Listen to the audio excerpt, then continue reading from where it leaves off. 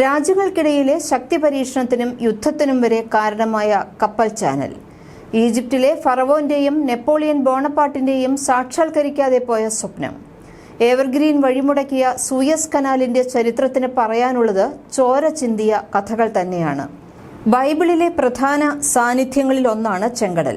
Arabian പെനിൻസുലയെയും വടക്കൻ ആഫ്രിക്കയെയും വേർതിരിക്കുന്ന കടലിടുക്ക്. ആധുനിക കാലത്ത് ലോകത്തെ ഏറ്റവും തിരക്കേറിയ ചരക്കു നീക്കപാതയായും ചെങ്കടൽ മാറിയിട്ടുണ്ട്.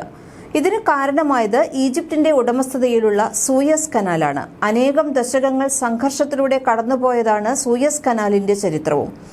ഭൂമിയുടെ പശ്ചിമ പൂർവാർദ്ധ ഗോളങ്ങളെ തമ്മിൽ ബന്ധിപ്പിക്കുന്ന ഈ കനാൽ പല കാലത്തും പല രാജ്യങ്ങളുടെയും ഉടമസ്ഥതയിൽ ഇരുന്നിട്ടുണ്ട്. യുദ്ധഭീഷണിക്ക് വരെ കാരണമായ ഈ ജലപാത ഇന്ന് അന്താരാഷ്ട്ര വ്യാപാരത്തിന്റെ നട്ടെല്ല് തന്നെയാണ്. ആധുനിക സൂയസ് കനാൽ യാഥാർത്ഥ്യമായിട്ട് 1.5 നൂറ്റാണ്ടിലേറെ മാത്രമേ ആയിട്ടുള്ളൂ എങ്കിലും ഈ സ്വപ്നം മനുഷ്യരെ വേട്ടയാടാൻ തുടങ്ങിയിട്ട് സഹസ്രാബ്ദങ്ങൾ കഴിഞ്ഞിട്ടുണ്ട്. ക്രിസ്തുവിന് മുൻപ് BC 1850 ഈജിപ്ത് ഭരിച്ചിരുന്ന ഫറവോൻ സെനുർസെറ്റ് മൂന്നാമനായിരുന്നു ഇത്തരമൊരു കനാലിനെ കുറിച്ച് ആദ്യം ആലോചിക്കുന്നത്. നിലവിലുള്ളതിൽ നിന്നും അല്പം വ്യത്യസ്തമായി ചെങ്കടലിൽ നിന്നും നൈൽ നദിയിലേക്കായിരുന്നു ഫറവോൻ ഉദ്ദേശിച്ച കനാൽ. ഇദ്ദേഹത്തിന്റെ പിൻഗാമിയായ ഫറവോൻ നെക്കോ രണ്ടാമനും പിന്നീട് പേർഷ്യൻ ചക്രവർത്തി ഡാരിയസും ഇതിന്റെ പണിയുമായി മുന്നോട്ട് പോയി എങ്കിലും പൂർത്തിയാക്കാനായില്ല. ആ കണക്കുകൂട്ടലുകൾ യാഥാർത്ഥ്യമാക്കുകയായിരുന്നു എങ്കിൽ BC 3-ാം നൂറ്റാണ്ടിൽ ഈ കനാലിന്റെ പണി പൂർത്തിയാകുമായിരുന്നു. ക്ലിയോപാട്ര ഉൾപ്പെടെ പല പ്രമുഖ വ്യക്തികളും ഇതിലൂടെ സഞ്ചരിക്കുമായിരുന്നു. മനുഷ്യരാശിയുടെ നടക്കാതെ പോയ ഒരുപാട് സ്വപ്നങ്ങളുടെ കൂട്ടത്തിൽ ഒന്നായി ക്രമേണ ഈ പദ്ധതി വിസ്മൃതിയിലാഴുകയാണ് ചെയ്തത്. യൂറോപ്പിനെയും ഏഷ്യയെയും ബന്ധിപ്പിക്കുന്ന ഈ പാത വീണ്ടും സംഘർഷങ്ങളിൽ ഇടം നേടുകയാണ് ഇപ്പോൾ. ഗാസയിൽ ഇസ്രയേൽ നടത്തുന്ന ആക്രമണം അവസാനിപ്പിക്കണമെന്ന് ആവശ്യപ്പെട്ട് യമനിലെ ഇറാൻ പിന്തുണയുള്ള ഹൂതി വിമതർ ചെങ്കടൽ വഴി പോകുന്ന കപ്പലുകൾക്ക് നേരെ ആക്രമണം നടത്തുന്നതായാണ് പുതിയ കാര്യം.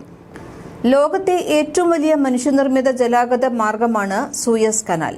ചെങ്കടലിന്റെ വടക്കൻ ഭാഗത്താണ് ഇത് സ്ഥിതി ചെയ്യുന്നത്. 193 കിലോമീറ്റർ നീളവും ഇപ്പോൾ 200 മീറ്ററിനടുത്ത് വീതിയുമുള്ള ഈ കനാൽ ചെങ്കടലിനെയും മെഡിറ്ററേനിയൻ കടലിനെയും തമ്മിൽ ബന്ധിപ്പിക്കുന്നുണ്ട്. ഇതിൽ ബാബ് എൽ മാൻഡബ് കടലിടുക്കിലാണ് ഹൂതികൾ ആക്രമണം നടത്തുന്നത്.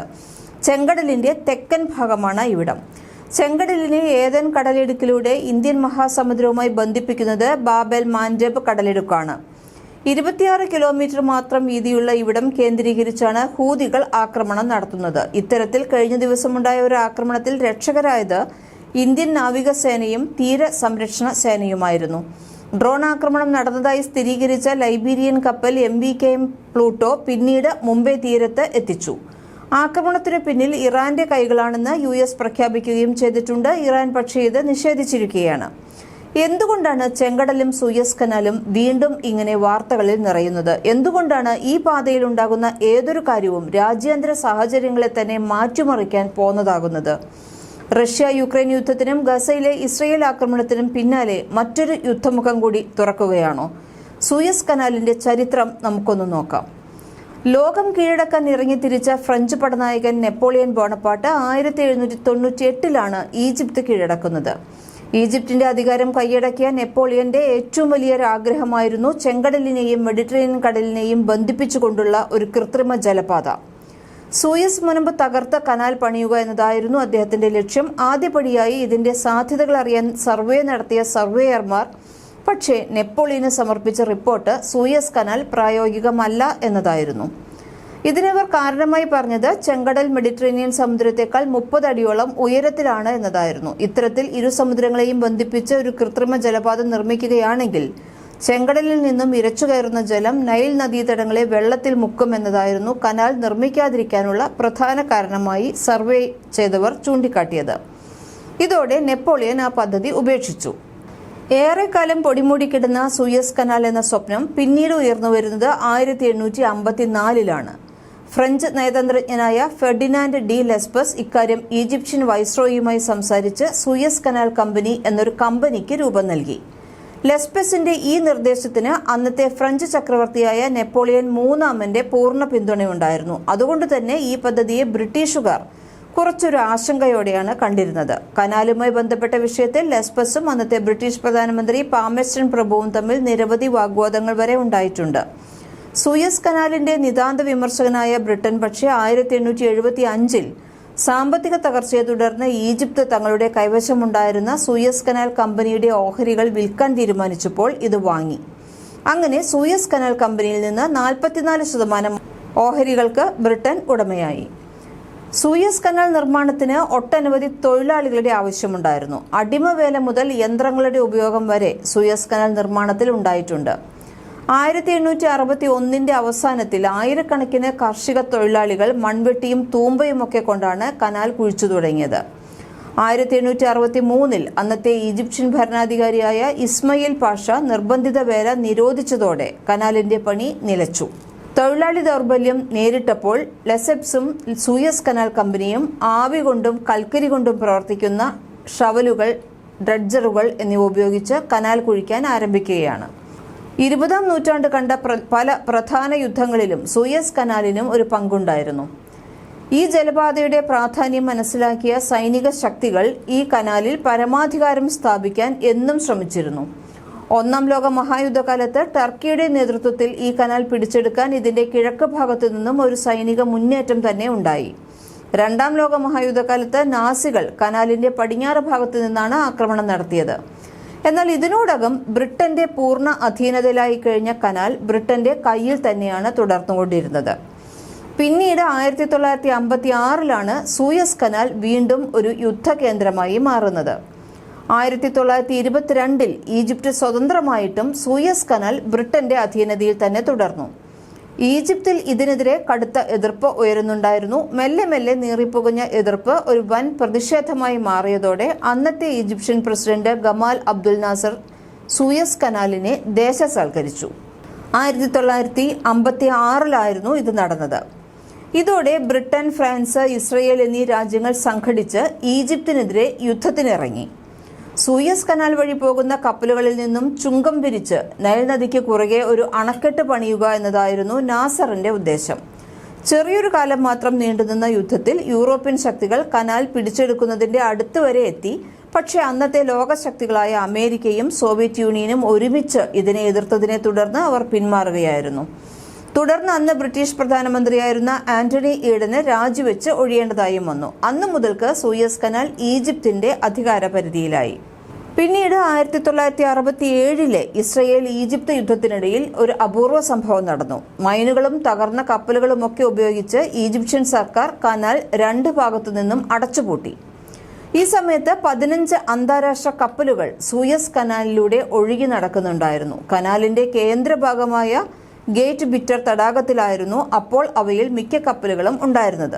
പിന്നീട് 1975 ഈ കനാൽ തുറന്നു കൊടുക്കുന്നത് വരെ 8 വർഷമാണ് ഇവ കനാലിൽ ലക്ഷ്യമില്ലാതെ ഒഴുകി നടന്നത്.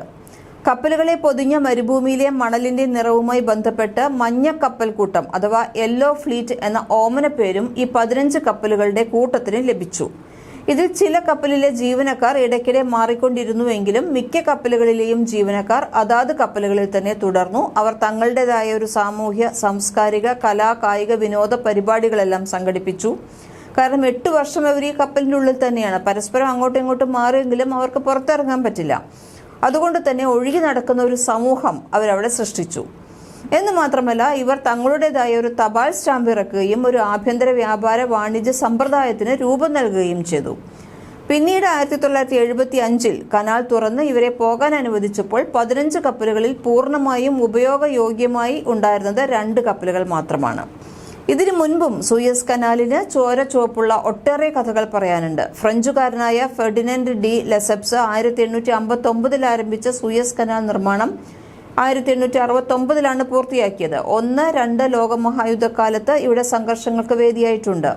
2-ാം ലോകമഹായുദ്ധക്കാലത്ത് ബ്രിട്ടീഷ് അധീനതയിലായിരുന്ന ഈജിപ്തും സൂയസ് കനാലും യുദ്ധത്തിൽ ഇടപെട്ടിട്ടുണ്ട്. 1869 സൂയസ് കനാലിന്റെ പണി പൂർത്തിയാകാറായപ്പോൾ ഫ്രഞ്ച് ശില്പിയായ ഫെഡറിക് അഗസ്റ്റെ ബാർത്തോൾഡി അതിന്റെ കരയിൽ ഒരു ശില്പം സ്ഥാപിക്കുന്നതിനെക്കുറിച്ച് ലെസെപ്സുമായും ഈജിപ്ഷ്യൻ അധികൃതരുമായും സംസാരിച്ചിരുന്നു. കനാലിന്റെ മെഡിറ്ററേനിയൻ സമുദ്രത്തിന്റെ പ്രവേശന ഭാഗത്ത്, ഏഷ്യയിലേക്ക് പ്രവേശിക്കുന്ന ആ ഭാഗത്ത് ഈജിപ്ത് എന്ന പേരിലൊരു ശില്പം പണിയാൻ അദ്ദേഹത്തിന് അനുമതിയും ലഭിച്ചു.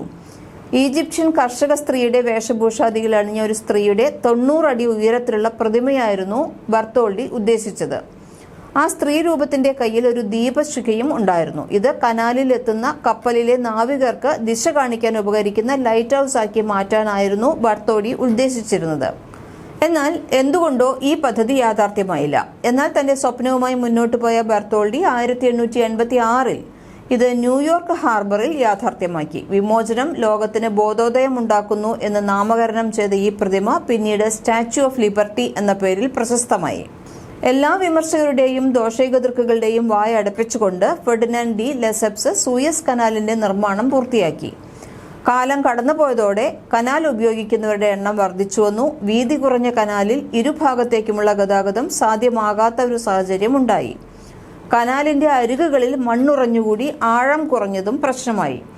തുടർന്ന് 2014 കനാലിന് സമാന്തരമായി 22 മൈൽ നീളത്തിൽ പുതിയൊരു കൈവഴി നിർമ്മിക്കുന്ന കാര്യം സൂയസ് കനാൽ അതോറിറ്റി പ്രഖ്യാപിച്ചു.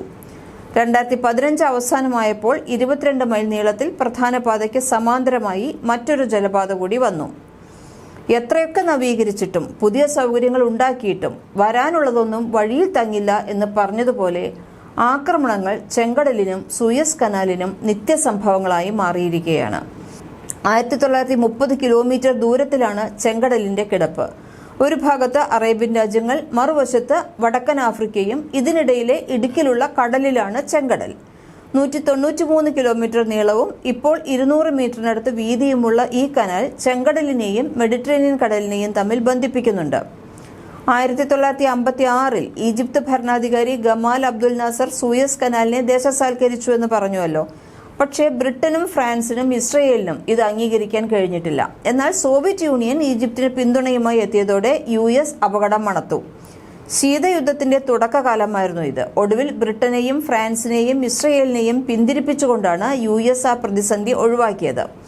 ഈ സമയത്ത് ഇന്ത്യൻ വിദേശകാര്യമന്ത്രിയായിരുന്ന VK കൃഷ്ണമേനോൻ പ്രശ്നപരിഹാരത്തിനായി നടത്തിയ ഇടപെടലുകളെല്ലാം നമ്മൾക്കറിയാവുന്നത് തന്നെയാണ്. എന്നാൽ സമാധാനം അധികകാലമൊന്നും നീണ്ടു നിന്നിട്ടില്ല. 1967 ഇസ്രയേലും അറബ് രാഷ്ട്രങ്ങളുമായുള്ള യുദ്ധം നടന്നപ്പോഴും ഇത് ബാധിച്ചത് പ്രധാനമായിട്ടും സൂയസ് കനാലിനെ ആണ്. യുദ്ധം 6 ദിവസം കൊണ്ട് അവസാനിച്ചുവെങ്കിലും അതുമായി ബന്ധപ്പെട്ട് തുടർന്ന സംഘർഷം അവസാനിപ്പിക്കാൻ വീണ്ടും 8 വർഷം കാത്തിരിക്കേണ്ടി വന്നിരുന്നു. ഇപ്പോൾ ഇസ്രയേലിനെ മെരുക്കുക എന്നത് തന്നെയാണ് ചെങ്കടൽ ആക്രമണം വഴി ഹൂതികളും ലക്ഷ്യമിടുന്നത്. ഇസ്രയേലിൽ എത്തുന്ന 99% ചരക്കുകളും കടൽ വഴിയാണ്. ഇതിൽ തന്നെ 40% ചരക്കുകൾ എത്തുന്നത് സൂയസ് കനാൽ വഴിയാണ്.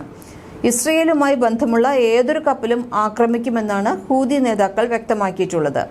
2023 നവംബർ ഡിസംബർ മാസങ്ങളിൽ മാത്രം ഇത്തരത്തിൽ 10ലേറെ ആക്രമണങ്ങൾ ഉണ്ടായിട്ടുണ്ട്. ഒരു കപ്പൽ ഹൂതികൾ പിടിച്ചെടുത്തിട്ടുമുണ്ട്. ആദ്യം ഇസ്രയേലുമായി ബന്ധമുള്ള കപ്പലുകളായിരുന്നു ആക്രമണം നേരിട്ടിരുന്നതെങ്കിൽ പിന്നീട് ഇസ്രയേലിലേക്ക് ചരക്കുമായി പോകുന്നതോ ഇസ്രയേലിൽ നിന്നും വരുന്നതോ ആയ എല്ലാ കപ്പലുകളും ഹൂതികൾ ലക്ഷ്യം വെച്ചു തുടങ്ങി. സൗദിയിൽ നിന്ന് ക്രൂഡ് ഓയിലുമായി മംഗളൂരു തുറമുഖത്തേക്ക് വരികയായിരുന്ന ലൈബീരിയൻ കപ്പൽ MV Kem പ്ലൂട്ടോ അപകടത്തിൽപ്പെട്ടിരുന്നു. ഇതിനു നേരെ ഗുജറാത്തിലെ വേരാവൽ തീരത്തുനിന്ന് 200 നോട്ടിക്കൽ മൈൽ അകലെ വെച്ച് അറബിക്കടലിൽ വെച്ചായിരുന്നു ഡ്രോൺ ആക്രമണം ഉണ്ടായത്. കപ്പലിലെ 22 ജീവനക്കാരിൽ പക്ഷേ 21 പേർ ഇന്ത്യക്കാരായിരുന്നു. അപായ സന്ദേശം ലഭിച്ചയുടൻ നാവികസേനയുടെ നിരീക്ഷണ വിമാനവും യുദ്ധക്കപ്പലും തീരസംരക്ഷണ സേനയുടെ പെട്രോളിംഗ് കപ്പലായ ICGS വിക്രവും സംഭവസ്ഥലത്ത് എത്തിയിരുന്നു. ഹൂതി ആക്രമണം വർദ്ധിച്ച സാഹചര്യത്തിൽ ഇതുവഴിയുള്ള ചരക്ക് നീക്കം സുഗമമാക്കുന്നതിന് വിവിധ രാഷ്ട്രങ്ങളുടെ കൂട്ടായ്മ രൂപീകരിക്കുകയാണ് US ഇപ്പോൾ. ഓപ്പറേഷൻ പ്രോസ്പെരിറ്റി ഗാർഡിയൻ എന്ന് പേരിട്ടിരിക്കുന്ന ഈ കൂട്ടായ്മ ചെങ്കടൽ വഴി പോകുന്ന കപ്പലുകൾക്ക് സുരക്ഷയൊരുക്കാൻ ഉദ്ദേശിച്ചിട്ടുള്ളതാണ്. ഇതിനൊപ്പം തന്നെ ഹൂതികളുടെ ഡ്രോൺ ആക്രമണത്തെയും നേരിടുമെന്ന് USഉം UKയും എല്ലാം വ്യക്തമാക്കിയിട്ടുണ്ട്. ഹൂതി ആക്രമണത്തെ പ്രതിരോധിക്കുകയല്ലാതെ ഹൂതി ആക്രമണത്തിന് US തയ്യാറാവില്ല എന്ന വാദത്തിനാണ് ഇപ്പോൾ ശക്തി കൂടുന്നത്. ഇവിടെ യുദ്ധമുണ്ടാകുന്ന സാഹചര്യം അറബ് രാഷ്ട്രങ്ങളെ പ്രതിസന്ധിയിലാക്കും എന്നതാണ് പ്രധാനപ്പെട്ട കാരണങ്ങളിൽ ഒന്ന്.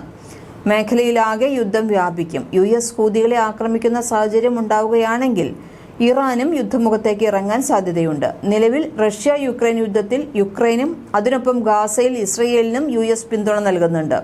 ഇനി മറ്റൊരു യുദ്ധമുഖം കൂടി തുറക്കാൻ പാശ്ചാത്യ ശക്തികൾ ശ്രമിച്ചേക്കില്ല എന്നാണ് നിരീക്ഷകർ പറയുന്നത്. ചെങ്കടലിനെ ഏദൻ കടലിടുക്കിലൂടെ ഇന്ത്യൻ മഹാസമുദ്രവുമായി ബന്ധിപ്പിക്കുന്നത് ബാബേൽ മാൻഡേബ് കടലിടുക്കാണ്. 26 കിലോമീറ്റർ മാത്രം വീതിയുള്ള ഇവിടം കേന്ദ്രീകരിച്ചാണ് ഹൂതികൾ ആക്രമണം നടത്തുന്നത്. യൂറോപ്പ്, US എന്നിവിടങ്ങളിൽ നിന്നുള്ള ധാന്യങ്ങൾ ഉൾപ്പെടെയുള്ള ഉൽപ്പന്നങ്ങൾ ഏഷ്യയിലെത്തിക്കുന്ന പ്രധാന പാത ഇതുതന്നെയാണ്. അറബ് രാജ്യങ്ങളിൽ നിന്ന് യൂറോപ്പിലേക്കുള്ള ഇന്ധന കയറ്റുമതിയുടെ പാതയും ഇതാണ്. ഗുജറാത്ത് തീരത്ത് കപ്പൽ ആക്രമിക്കപ്പെട്ടതോടെ ഇന്ത്യയിൽ നിന്ന് US-ലേക്കുള്ള 2 ചരക്ക് കപ്പലുകൾ ചെങ്കടലിന് പകരം ആഫ്രിക്കൻ മുനമ്പ് ചുറ്റിയാണ് യാത്ര തിരിച്ചിട്ടുള്ളത്. ആഫ്രിക്കൻ മുനമ്പ് ചുറ്റിയുള്ള യാത്ര സാധ്യമാണെങ്കിലും ഇതുകൊണ്ടുണ്ടാകുന്ന ഭീമമായ ചെലവ് ആഗോള സാഹചര്യങ്ങളെ പ്രതികൂലമായി ബാധിക്കും.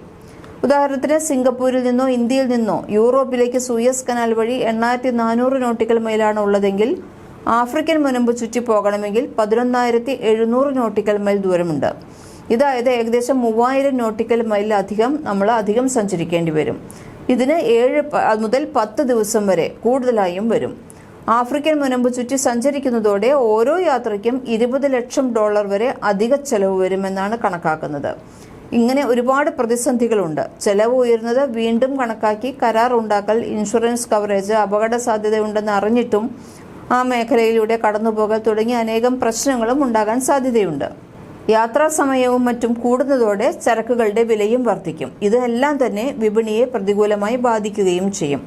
അതുകൊണ്ട് തന്നെ ഇത്തരം നീക്കങ്ങൾ ഒഴിവാക്കാൻ പരമാവധി ശ്രമിക്കും എന്ന് തന്നെയാണ് വീണ്ടും ഒരു യുദ്ധമുഖം സൂയസ് കനാലിലും ചെങ്കടലിലും തുറക്കില്ല എന്നും തന്നെയാണ് നമ്മൾ പ്രതീക്ഷിക്കുന്നത്, അല്ലെങ്കിൽ നമ്മൾ ആഗ്രഹിക്കുന്നത്.